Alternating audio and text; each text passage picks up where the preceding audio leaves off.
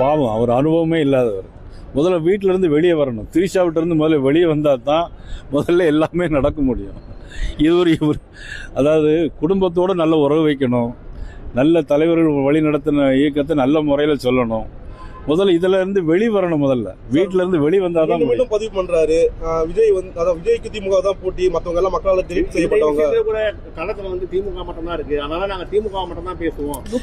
மற்றவங்க எல்லாமே மக்களால் நிராகரிக்கப்பட்டவங்க. எலெக்ஷனு நான் சொல்றேன், ஒரு களத்துல ஒரு கவுன்சிலர் கூட இல்லாதவன், அதாவது கூரை ஏறி கோழி பிடிக்க முடியாதவன் வானம் ஏறி வைகுண்டம் போக முடியுமா?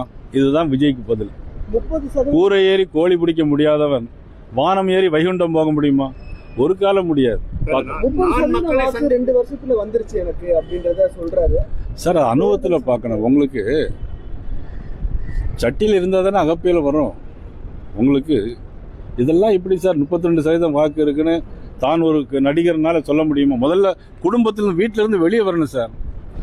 குடும்பத்தினா வந்து ஒரு கட்சி நடத்தணும் சார். முதல்ல என்ன அரித்தமெட்டிக் அவங்க சொல்றாங்கன்னா சார் போட்டி.